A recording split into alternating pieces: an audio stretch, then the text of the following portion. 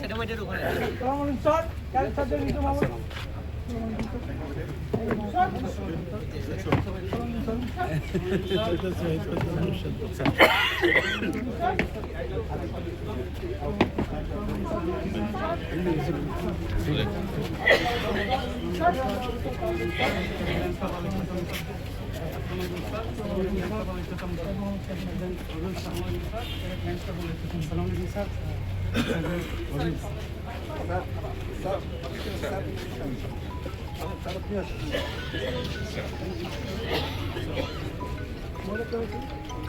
রিয়াদ ভাই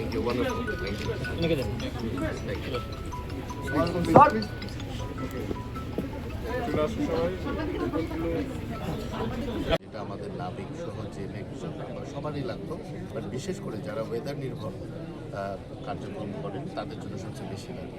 এদিক দিয়ে আমরা অবশ্যই একটা কাটিং এজ টেকনোলজিতে আমরা ইন্ট্রোডিউস হয়েছি, যেখানে আমরা এটা অ্যাভেল করতে পারবো এই সার্ভিসটা।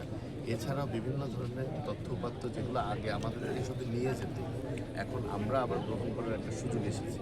তা আমি বিশেষ করে প্রতিটি সেক্টরে যার যেখানে দরকার এই ইনফরমেশনগুলো ইউজ করে ব্যবহার করে জনগণের স্বার্থে, জনগণের পক্ষে এবং দেশের পক্ষে, দেশের স্বার্থে পজিটিভলি ব্যবহার করা হবে।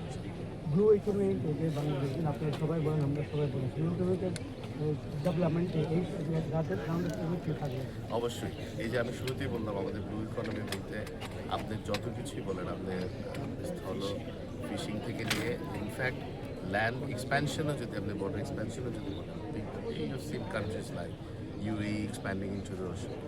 অনেক দেশ আছে যারা স্থলসীমা ও সমুদ্র সীমার মধ্যে বিস্তৃত করছে নিজের সীমানার মধ্যে।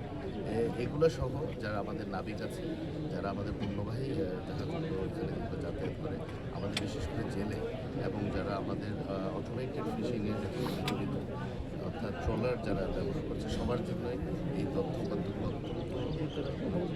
এবং আমি বিশ্বাস করি এই তথ্যপত্র ইউজ করে এই আগে যেইভাবে করে তারা ফিশিং করতো বা জিপিএস সেট করতো, এখন তারা ওয়েদার চিন্তা করে যে যাতে ক্ষয়ক্ষতি কম হয় অথবা বেশি তাদের লাভ হয়, এভাবে করে তারা ডেটাগুলো তাদের পক্ষে ব্যবহার করতে পারে।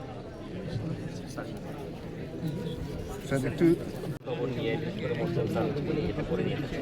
অন্যান্য বিশ্ববিদ্যালয়ের জন্য আপনাদের নির্দেশনা কি এই ধরনের প্রজেক্ট হাতে নেওয়া?